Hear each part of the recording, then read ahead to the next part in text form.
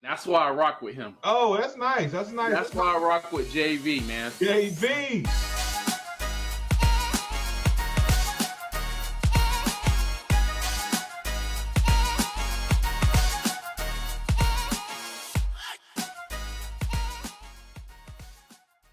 The NFL dry period is almost inevitable every single year, and we've somewhat entered it waiting for this draft. But don't worry, we're always here with NFL content coming your way, and this is the moments we get to become the most creative. And today, you will experience, nonetheless, we have Brock Purdy's contract situation looming over the San Francisco organization. Should the Tush Push be banned? An NFL 2010s Hall of Fame or Not edition, and wrapping things up with our NFC quarterback rankings. We got it all in one episode, so let's go and get right into things. While you're here, subscribe, like, comment, notifications, whatever you got to do. And without further ado, it's like clockwork now. Let's introduce Mr. Deshawn Lejeune. Deshawn, how you doing, bro? I'm doing good. I'm ready to make more people upset.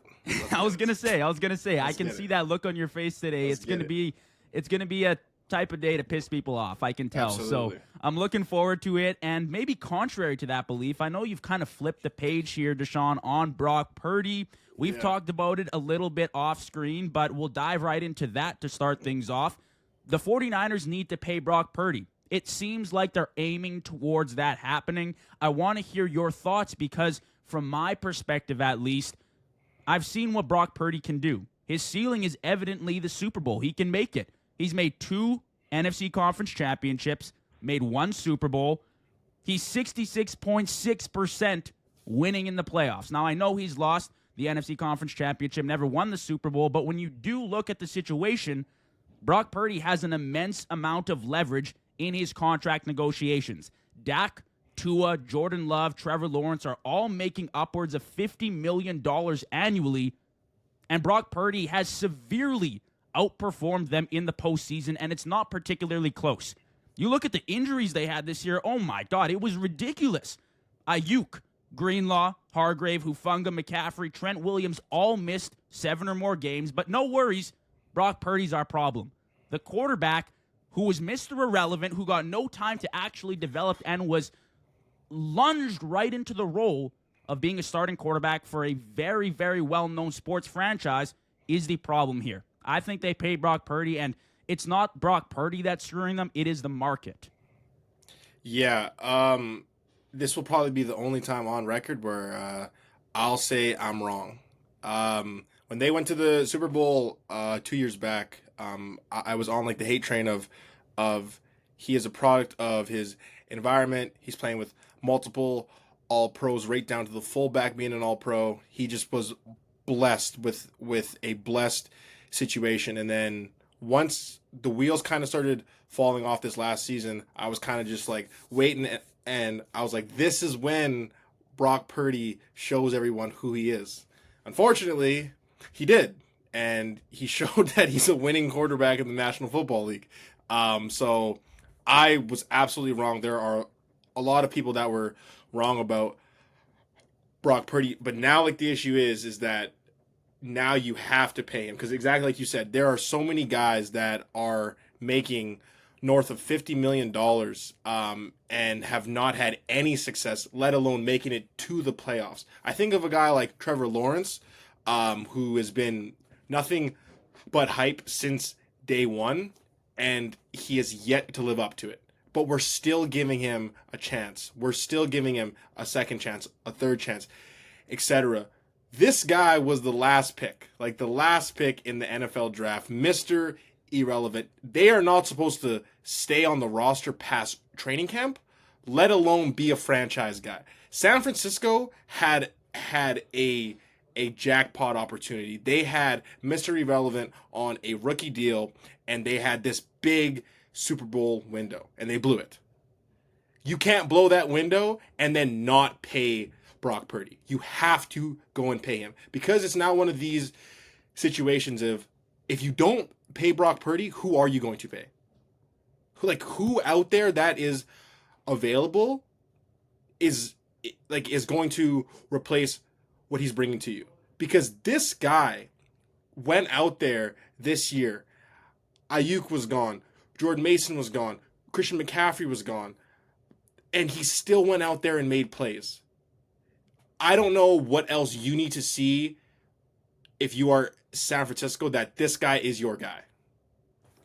It wasn't a complete disaster by any means, and this opens up the never-ending question of, do we continue to recycle quarterbacks until we find a generational talent like Lamar or Patrick Mahomes, or can we rock with a guy we know we can build around like Brock Purdy, who might not be this unreal athletic talent, but is obviously good enough to take us to the Super Bowl if we do our jobs right as the GM and the head coach. And I think as far as San Francisco goes, they let go all of their quote-unquote issues, their injuries, their older players on big contracts, and they're gearing up for a rebuild. Why don't you staple down your franchise quarterback at that point? Let's not make Brock Purdy the scapegoat for a problem that the Niners have had coming for them for a very long time. Like you said, this Super Bowl window was there. It was prime.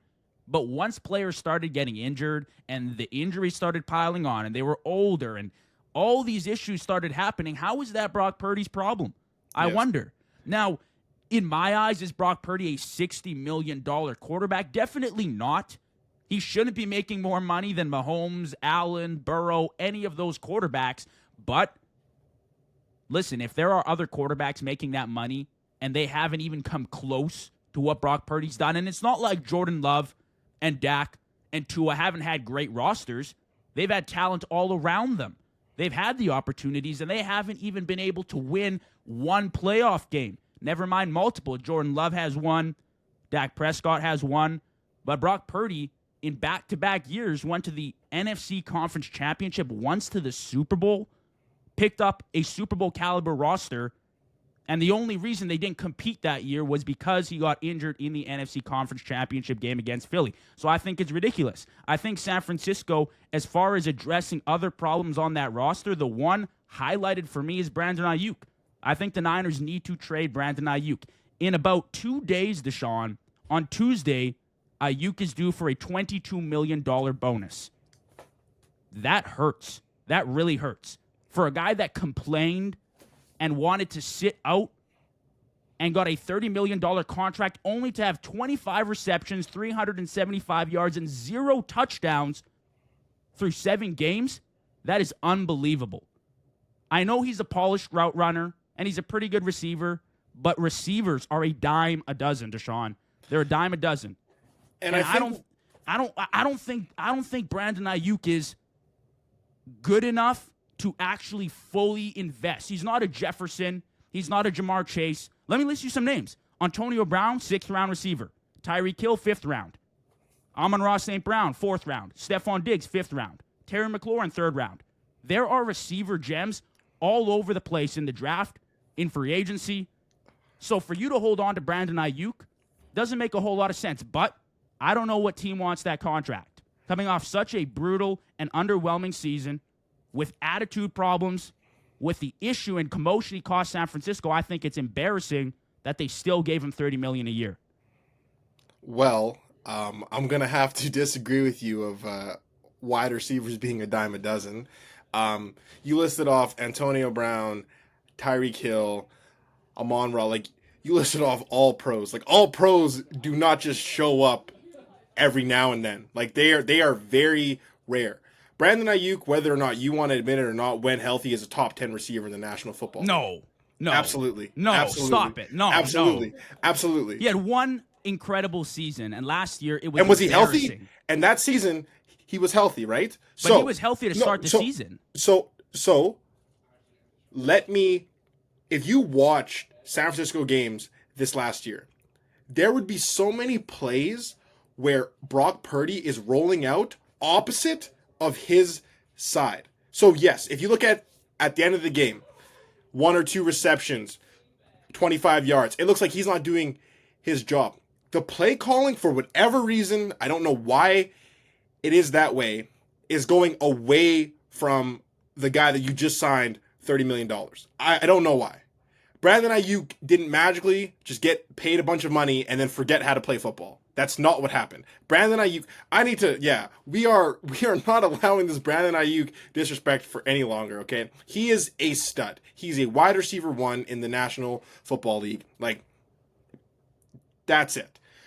As for Brock Purdy, what people have to, like, understand is that he wasn't a first-round draft pick where he's making a couple $1 million, where now he could be like, okay, like, you know what? I'm going to sacrifice a little bit to help my team. This guy was making, and I understand they are making a lot of money, even like the last round, but this guy was making hundreds of thousands of dollars when he should have been making millions. This is now his time to go and cash in for the work that he has done, and it is completely on San Francisco's front office and fraudulent head coach for not going and cashing in. They had the opportunity. They didn't make the most of it. That's on them. Brock Purdy deserves to get paid. Brock Purdy needs to get paid. And if they don't want to pay him, I am more than happy to watch the 49ers fail. Yeah, and I was going to say too, Deshaun, back to our Brock Purdy conversation, that a lot of the Brock Purdy attention for you, I think, got taken off when Jalen Hurts overtook his role and became the quarterback. Oh, my God. You know, you kind of transferred over your feelings for that. But I think the one thing we do agree on there is Kyle Shanahan.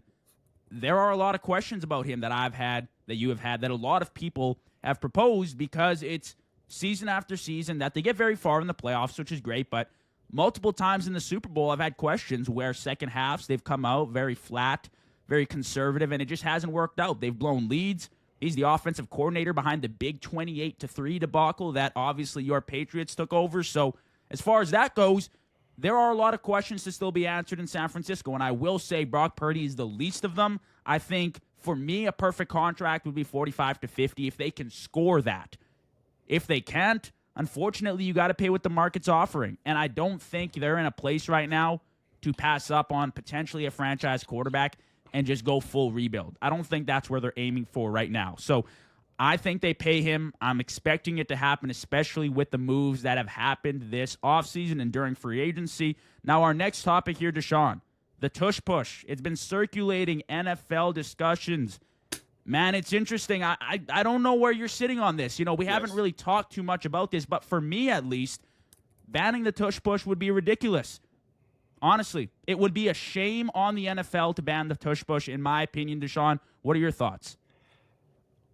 It would be horrible. Why would we go and ban the Tush Push? It helps offense, and that's what the NFL is all about, offense, right? No, they need to get rid of that, because it is one of the worst things in pro football. You should not be able to move the ball carrier forward with another player, because you can't do that on defense. It's not as if the linebacker is able to go and push one of the defensive linemen into the offensive lineman. They can't do that. So why are you able to do it on the offensive side of the ball, but you're not able to do it on the defensive side of the ball? That's a handicap. And we see what happens. Now, anytime it's 4th and 1, like there is no anxiety. There's nothing like to worry about, because you know they're going to get it. You are handicapping a defense in an already offensive favored league, and it needs to stop. It needs to stop. If Jalen Hurts, Mr. 600 pounds, I squat, if he's so good, just do the Tush Push without Dallas Goedert and Saquon Barkley pushing you from behind. Okay? It is ridiculous, and it needs to stop. Is it available to every NFL team in the league, though? It's available to all 32. So what's the issue? If it's available to every single team in the league, why don't they just replicate the same system? There's no issue with the Tush Push until Philly became exceptional at it, and they were successful. Philly doesn't have some secret Krabby Patty sauce where they apply it and they're just winning. Lots of teams do it. Lots of teams have success. Buffalo did it, very successful this year. There are a lot of teams that do it well. So what's the point of banning it? Is it because Philly is too good at it? Why ban the Tush Push? Is it because Philly is so dominant and every other team just can't seem to figure it out? There's no mind in the NFL, the greatest league in football, and only one team can figure it out. Why? So how do you propose a defense is supposed to stop that? I'm not sure. That's why I'm not No. a defensive coordinator. But that's what I'm saying, though, is that they are not allowed to do the same thing that they're able to do on the offensive line or on the offensive side of the ball. So, yes, absolutely, everyone is able to do it. That still doesn't address the issue of that it's a one-sided rule. We have to make things fair. You can't even breathe on a receiver right now in the NFL without it being a pass interference. You can barely even touch the quarterback. So now we're going to add in another thing where, hey, the offensive line, the running back and the quarterback and the tight end, they can all move everything forward. But you guys on the defensive side of the ball, just stand there. Like when, in this most recent playoffs, when they played Washington, they had to redo that 1st and goal like 6 times. Because the only thing Washington was able to do was try to anticipate the snap and get Jalen Hurts. Because if you don't do that, it's going to be either a first down or a touchdown. And I'm sorry, I'm not interested in watching that. I don't care if you call it the brotherly shove, the tush push, it's BS, and I want it off my football screens Sundays, Mondays, and Thursdays. Get it off. My question for you is, if Philly does it so well, why wouldn't another offense just adopt it and do it themselves until it gets banned? Why do teams sit back, they refuse to do it, or they do it at poorly? I don't know what the situation is. You know what I think, Deshaun? I think people are tired of success. I think people are tired of success. No. I think they are. No. I think they what are, success are we talking about, though? I think so they are. Philadelphia wins a Super Bowl, and now people are tired of their success? Like, I think you might be a blanket Philadelphia Eagles fan because we're not tired. We're not tired of their success. No. We're tired of them blatantly taking advantage of a rule that favors the offense. I don't mind it if the defense was able to do the same thing. That is it.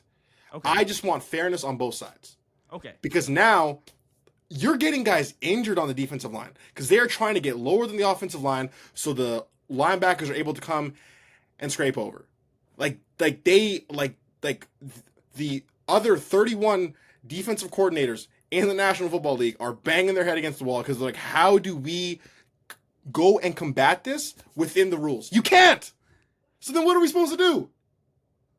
And I don't want to watch that anymore. Get it off my screen. I hope you can bring this intensity to our Hall of Fame segment, Deshaun, because that's what we got next up here. We got Hall of Fame or Not 2010s edition. Okay, I just want to say one thing, okay? This is one thing, and then I will let you kind of introduce it all, okay?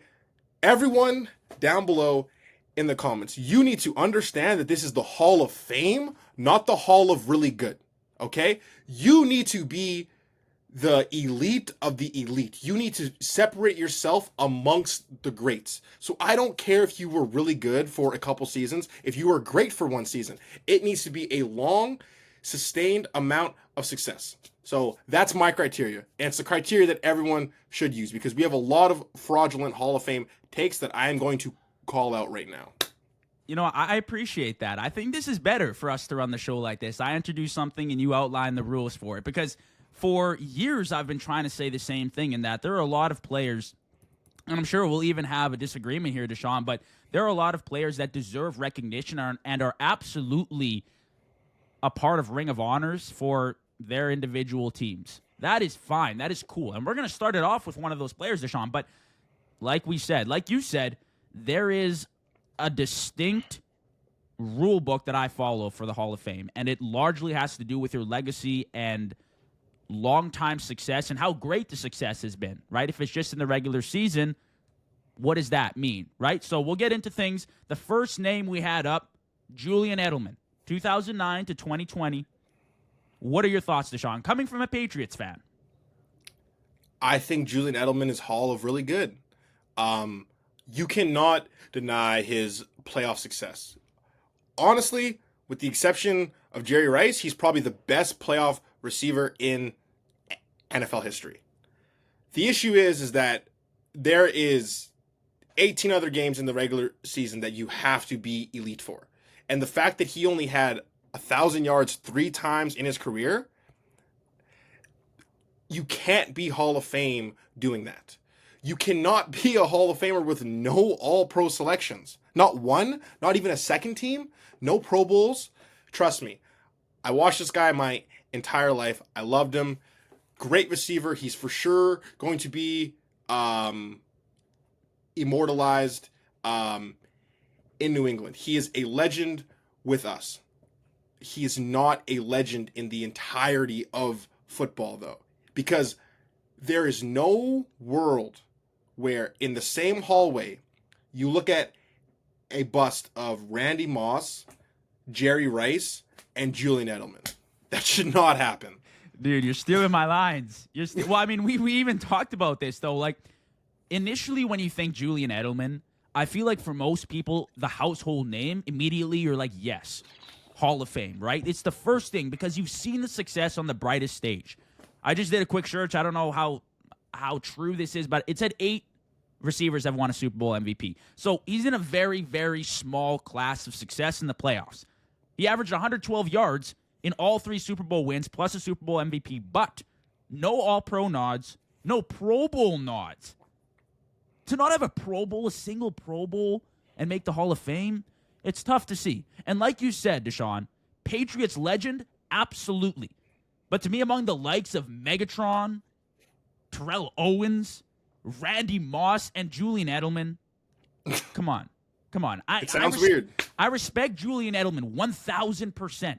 And what he did for New England cannot be replicated because he had so much success with Brady and with Gronk, and they had incredible teams. And he's an icon, a part of those teams. But, like I said, and I was going to back him for the episode, but to only have 3 1,000-yard receiving seasons, it's tough. I don't think we can put him in the Hall of Fame. I would say no. Absolutely. I also say no. I will also say if Julian Edelman went and played in Buffalo, he'd be the best receiver that ever played in Buffalo. But we can go to the next name. Hey, what about Stephon Diggs, your new receiver? I'm conflicted now. All right, next up, we have Matt Ryan, 2008 to 2022. What are your thoughts, Deshaun? Hall of really good. I think Matt Ryan is a great quarterback. But with the exception of that one MVP, I think he was a good quarterback. And there's nothing wrong with that. Like, he had a great career. But it's again, I think for me, when we bring up the topic of are you in the Hall of Fame or not, if you have to second guess it or hesitate, you're not in the Hall of Fame. Matt Ryan, again, has great accolades. MVP, Offensive Player of the Year. But one thing that kind of stands out to me is that he was an All-Pro one time. So he had a 14-year career. Only one of those times you were one of the 2 best quarterbacks, and I get it. He played in at the same time as guys as Roethlisberger, Brady, Rodgers, Manning. But that's what Hall of Fame guys do. They separate themselves against the greats, and for me, Matt Ryan just didn't do that. And another thing, as a huge fan of Julio Jones, he just completely ignored this guy anytime they were in the red zone. So for that, absolutely, this guy's not going to the Hall of Fame. You know what? And that's interesting because I was looking at the all-time touchdown scores prior to this episode, Deshaun, and Julio's name, like, I couldn't even find it. It was deep down on that list. And to have, I mean, we'll get into it, obviously, and talk about Julio. But for me, Matt Ryan's a no. Again, probably one of the best, if not the best player, I'll say doesn't make it. I have a lot of respect for Matt Ryan, as I do for everyone else we're going to name. But like you said, besides 2016, it really was just good, if not very good, amongst other incredible Hall of Fame quarterbacks that we have, Brady, Manning, Rodgers, Breeze, all those guys. Matt Ryan didn't really make that massive name for himself. And I think the opportunity was presented to him in 2016 when he had the MVP season, the Offensive Player of the Year, the All-Pro. But the loss to Brady, and in that fashion, taints his legacy. And you can't tell me otherwise. And I hate doing those discussions, having these discussions, and saying those things, because for me, and you know this, Deshaun, I don't think one player defines a win or a loss. I think it's a team accomplishment. But when we're talking about the Hall of Fame, it's very, very difficult to overlook those things. Absolutely. Even if it's a team accomplishment, you do have to have something backing your resume. And at the end of the day, the no Super Bowl really hurts someone that's 50-50 and on the bubble. So I'll say no for Matt Ryan. Another quarterback we had, Ben Roethlisberger, 04 to 2021. What are your thoughts? I'm on the fence. I think those 2 Super Bowls definitely help his case. 6-time a Pro Bowler, Offensive Rookie of the Year. But I just don't know if he is in that class of like the Mannings, like the Rodgers, the Mahomes. That's gonna make people mad. The Montanas. Like, for me, I have such a exclusive Hall of Fame of like who should make it. I just don't know if he does get in, but he's going to get in. I don't know if he should get in, but he's one of the ones though that if he when he does get in, I'm not upset about it, but I don't know if it's a for sure for me. I think he was a great quarterback, but there was a lot of times where he had a lot of great things around him, and he just didn't rise to the occasion. And the one thing that I think of, you have Le'Veon Bell, Antonio Brown, Martavis Bryant. Like, you had a squad, and you go and get knocked out by Blake Bortles, and I get it. It's not a QB versus QB thing.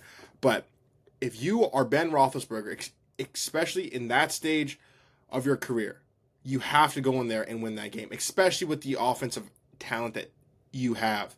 And for me, I just think with those 2 Super Bowls that he had, I think those were more defensive driven than what he was doing. And I'm not saying that he didn't play great, but I think that there were a handful of guys you could have went in and slotted where he was. I don't think that it was necessarily all him or even majority him. So I will say I'm on the fence. I'm 50-50. I'm saying Hall of Fame. The 2 early Super Bowls carry him into the Hall of Fame. The last few years of his career, I think, left a sour taste in a lot of people's mouths. That kind of started this whole one-and-done narrative for the Pittsburgh Steelers. That's where it all kind of began, and ever since, it's just been a complete disaster as far as the wild card round goes. As much as we harp on Mike Tomlin, Deshaun, Ben Roethlisberger only had 1 healthy losing season. Otherwise, it was all winning seasons for him, which I guess is still impressive to me. I know we constantly talk about Mike Tomlin, that kind of carrying his argument as a great head coach, but we can't deny it's still impressive. I think Ben Roethlisberger, when I evaluate it, and like I said, and we kind of started off this segment with, this is a legacy-driven segment. What did you do? What did you accomplish? 2 Super Bowls as a quarterback. It's very, very hard to debate otherwise. And I can see the argument because after that point, after their last Super Bowl, it wasn't all sunshine and rainbows. He had the teams. He had the fire. He had the powerhouse offenses with the great defenses to back him, and they still couldn't do it. That hurts his legacy. That's what puts this whole debate in question. But for me, I'd still say Ben Roethlisberger, Hall of Fame. I have one question while we're still on Ben Roethlisberger, okay? So, are you able to be in the Hall of Fame if you were never the best at your position for at least 1 year? Yeah. Because Matt Ryan was an MVP, something Ben Roethlisberger never was. Matt Ryan was an All-Pro, something that Ben Roethlisberger never was. So if we're looking at just individual success, individual accolades, how do you separate the 2? Is it because one played for a good head coach and a great defense? I just think that we are giving him a lot of credit for team success when you actually look at his individual accolades, they are relatively average. So I think that this is really narrative driven when you think of the all-time greats. They always kind of sneak his name in here and one more guy's name who we're going to go and talk about later. But I don't know if they're actually in there once you actually remove, like once you remove it all and you just look at what they did on an individual level. I don't know. No all pros. That's interesting to me. I'll answer this in two ways, and we'll go to our next guy, to Shawn. A, that is a lot of brain power for a Hall of Fame committee that sometimes might not use it all. You know what I mean? Yeah. They might just look at what I was referring to as 2 Super Bowls. He was the Offensive Rookie of the Year. He had early success. Household name in Pittsburgh. We'll put him in. So I think it's a lot of brain power. A, we look at it from a very analytical standpoint, I think. 2, and you did also kind of cover this, but it was in the era of your Brady's, your Mannings. And I know if you're going to the Hall of Fame, you should be able to separate yourself, but it is also very difficult, and I take this into account, to play in the same conference as 2 of the greatest to ever do it, to throw the football.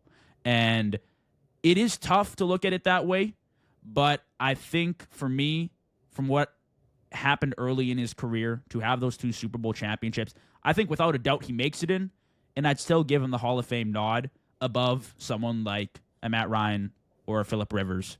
But I can see why you're on the fence. I will say that much. The next guy we had up, his teammate, Antonio Brown, Hall of Fame or not?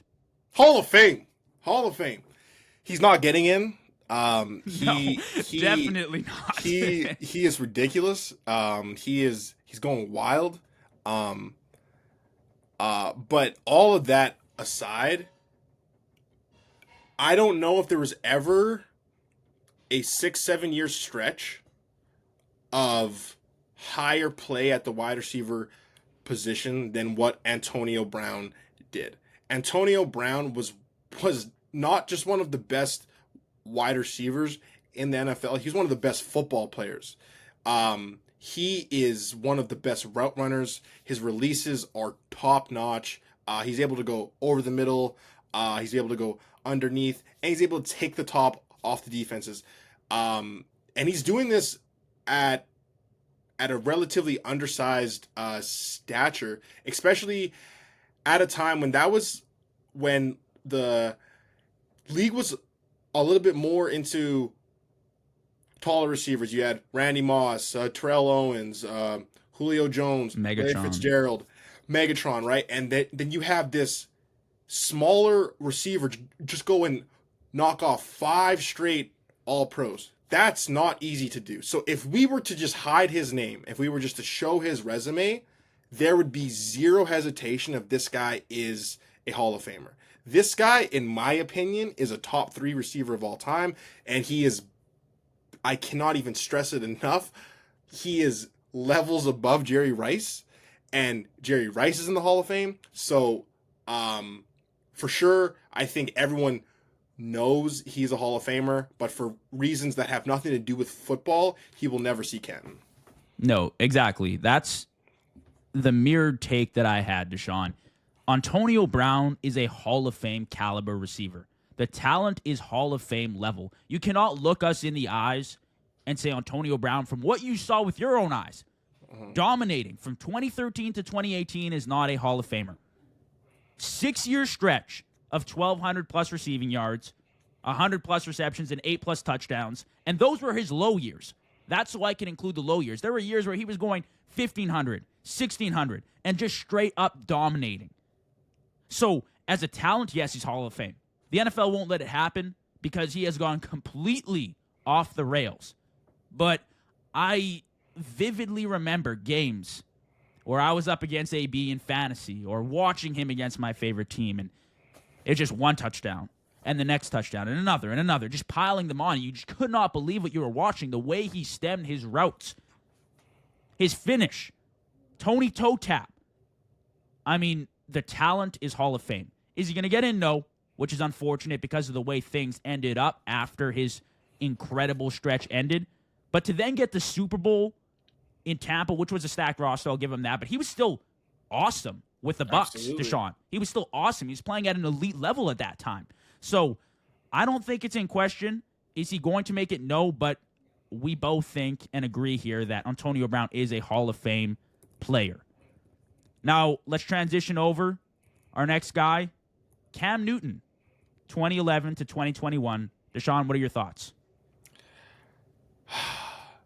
As a guy in 2015 that couldn't stop dabbing, had the highlights.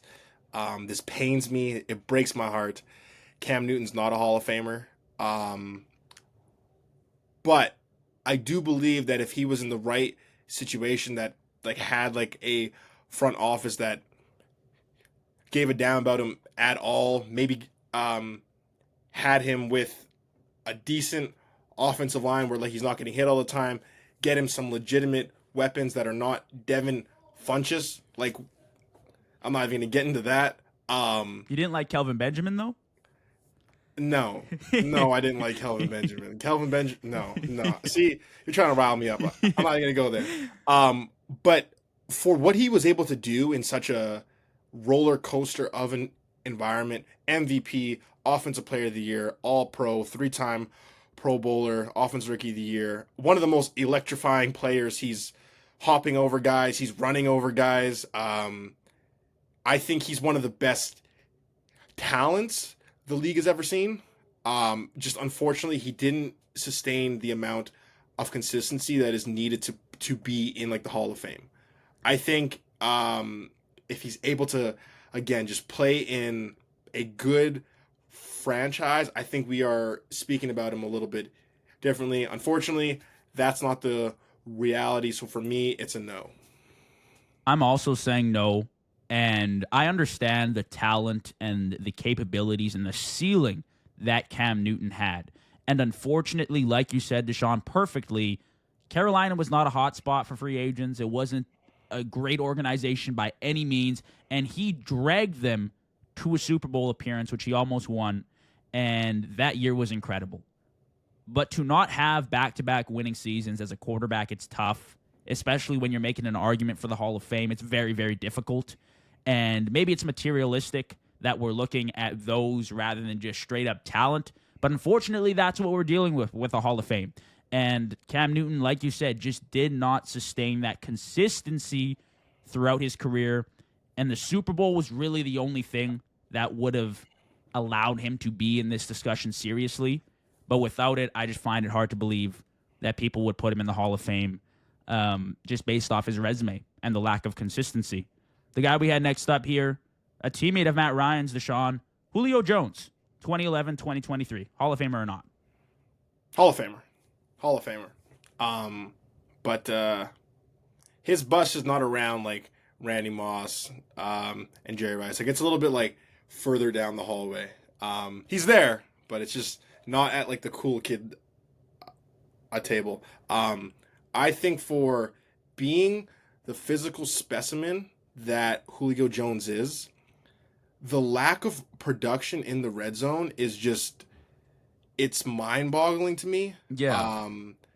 It doesn't make a lot of sense. I don't know how many times he's had double-digit receiving touchdowns in a season, but I know it's not more than 3.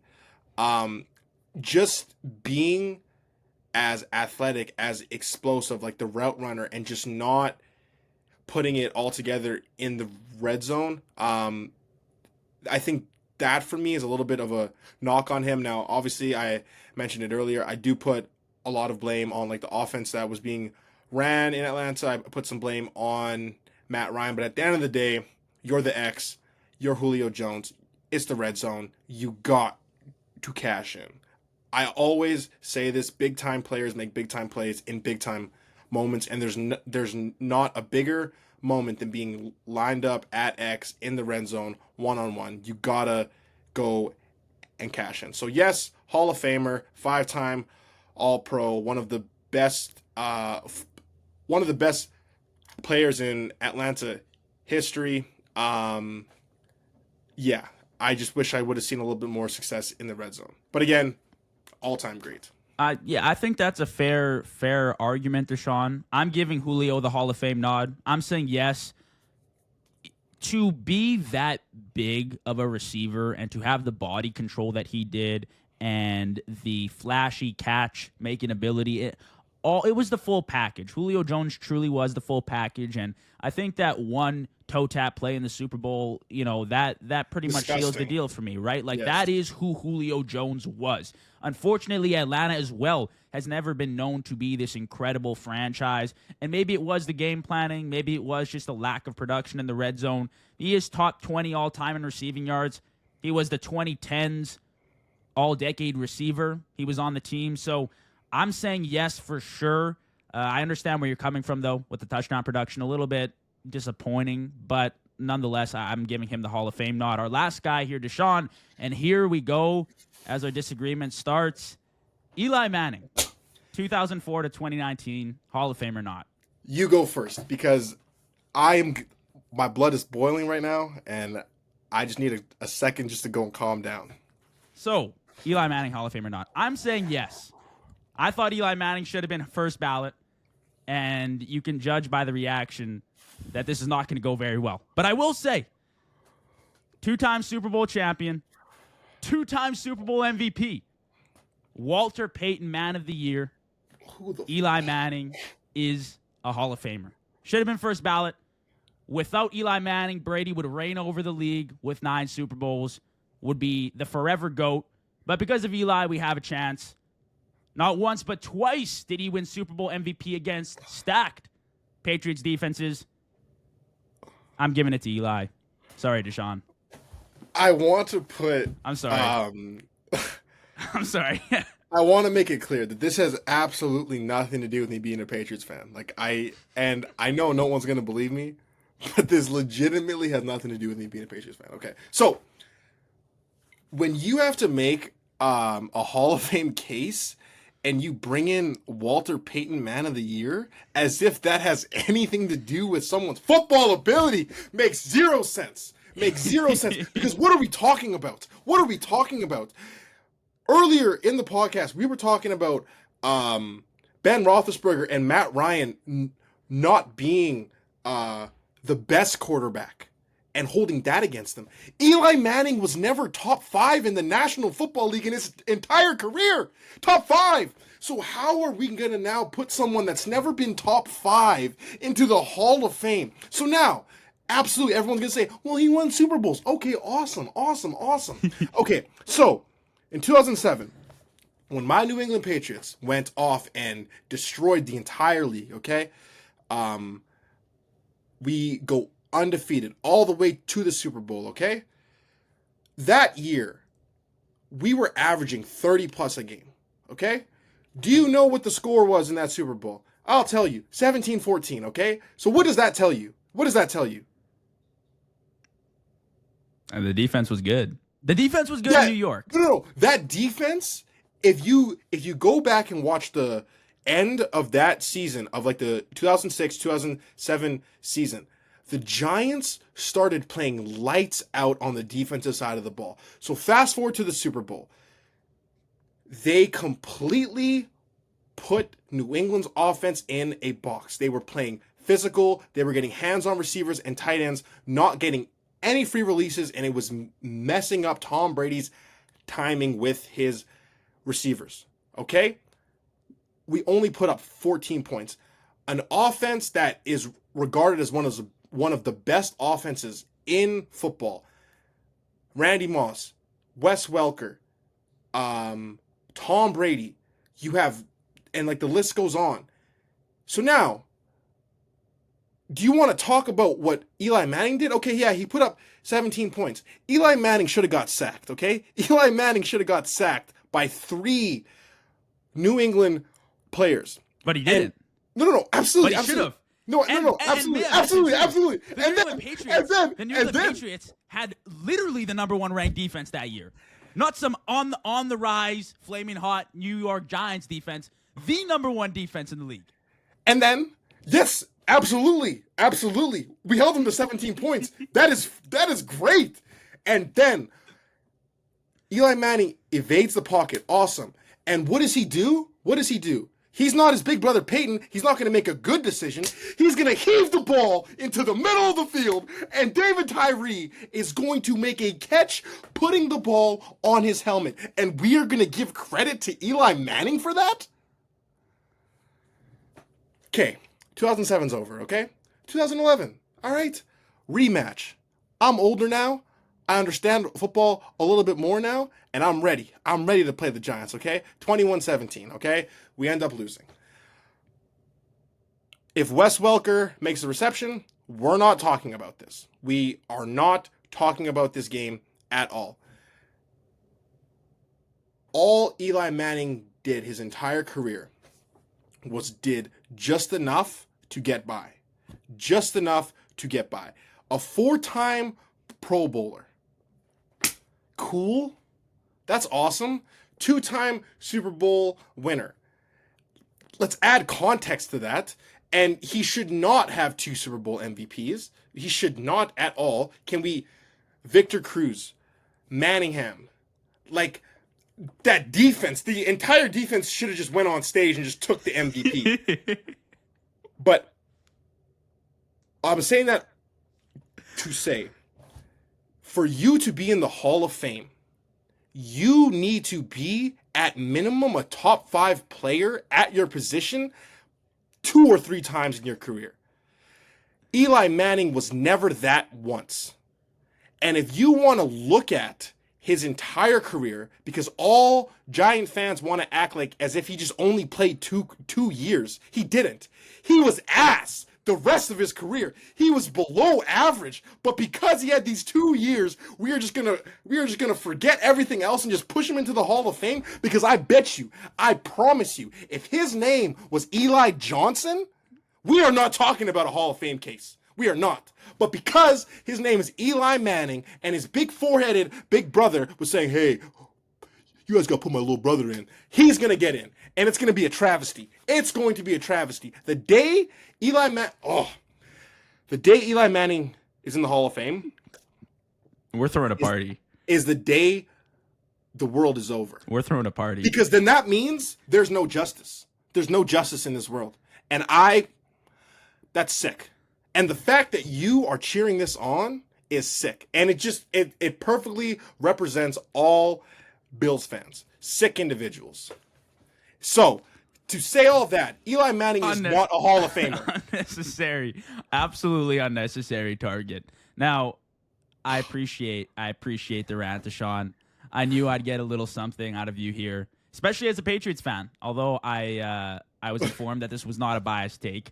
Unbiased. Take that with a grain of salt. We do have to wrap up the episode. Our NFC quarterbacks ranked 1 to 5. So we do have our current NFC quarterbacks on the way. And Shawn, I'm wondering, I'll let you take the floor. We'll start from 5 and go down to 1. But this is our NFC quarterbacks ranked 1 through 5. Deshaun, I'll give you the floor. Okay. So I'm going to start. Number 5, I'm going to go Matt Stafford.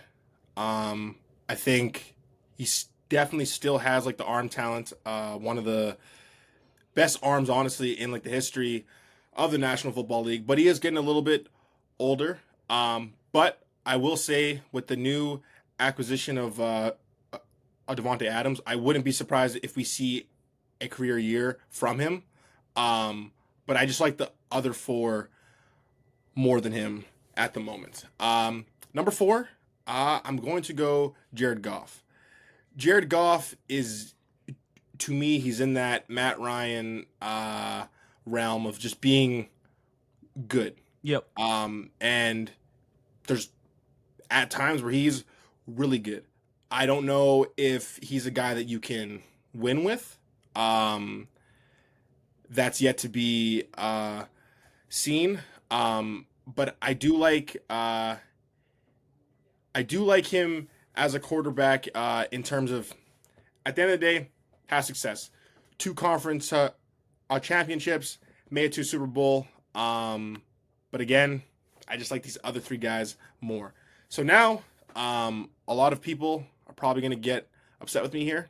But number 3, I have Jalen Hurts.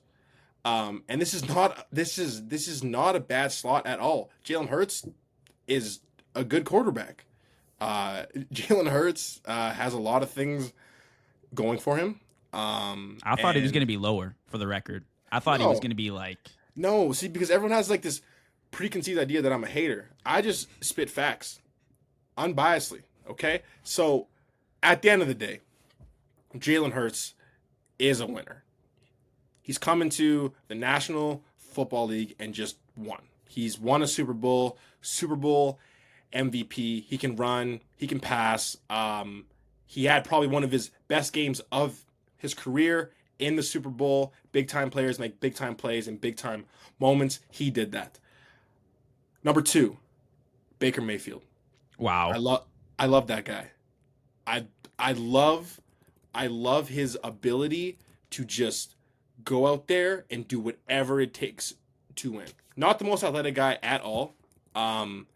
Not the most flashy guy, but he goes out there and makes plays. If you look at a guy that went from Cleveland, first of all, if you are drafted to Cleveland, your career is supposed to die and end in Cleveland. He moves on from Cleveland. His career is supposed to be over. He goes to the Panthers for a little bit. He goes to like the Rams for a little bit, and then he finds his home in Tampa Bay, and he's been playing lights out. He didn't have a strong case, but there was a couple weeks where there were some talks of him being like the MVP. Mm-hmm. He is only getting better. They just re-signed Chris Godwin, so I expect another big year from him, Mike Evans, Chris Godwin, in that Tampa Bay offense. And so, number 1,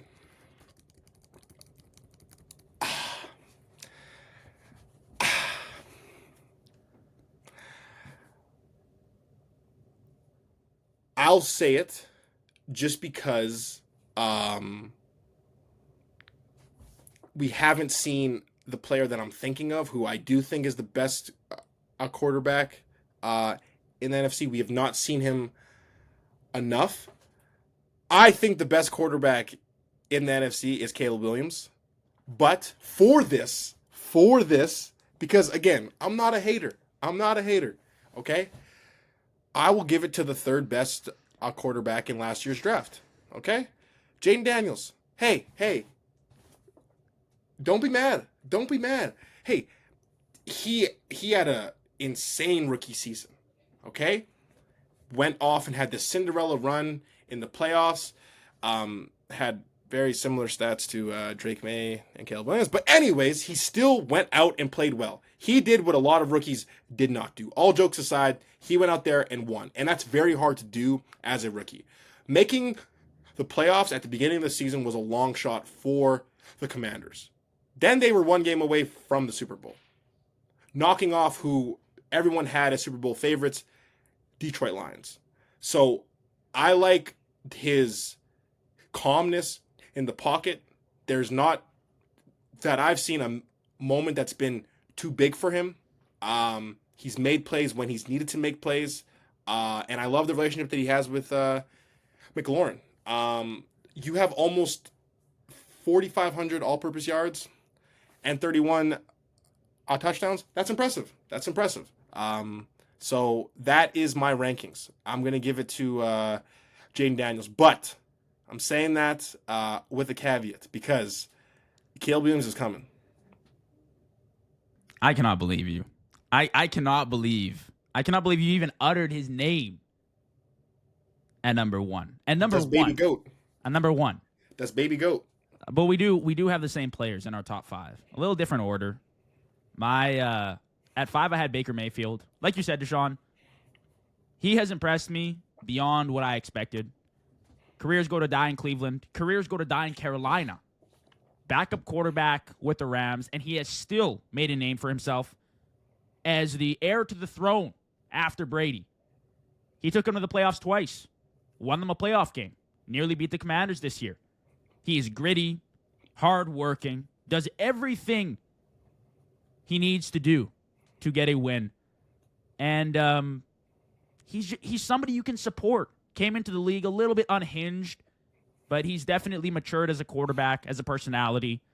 And I don't know how you can hate on Baker Mayfield. He's just climbing up the ranks.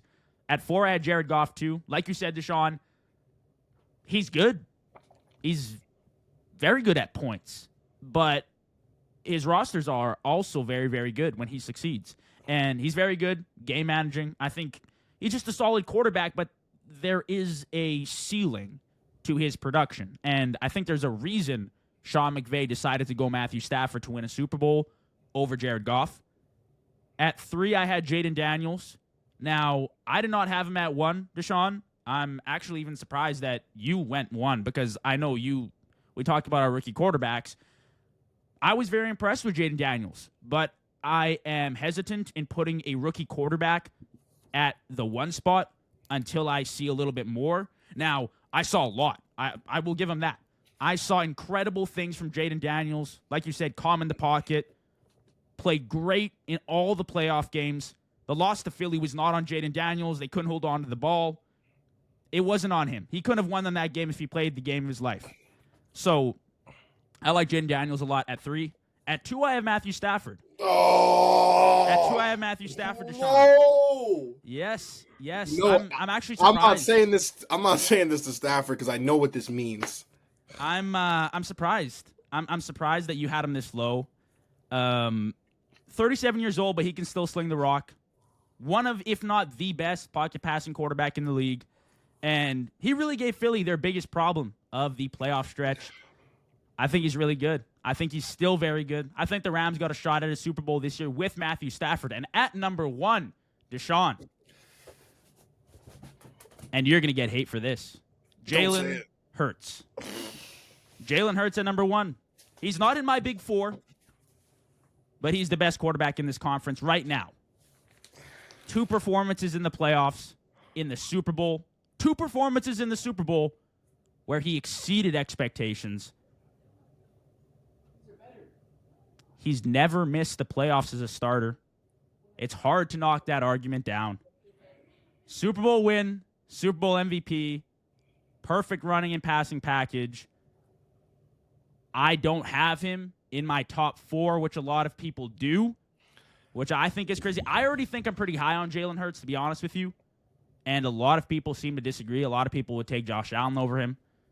A lot of people would take Jalen Hurts over Josh Allen, which is absolutely insane. But I think he's the best quarterback in this conference. And those are my closing thoughts. Shawn, I apologize. I'm going to end with this closing statement. Okay? Jalen Hurts is who people thought Brock Purdy is.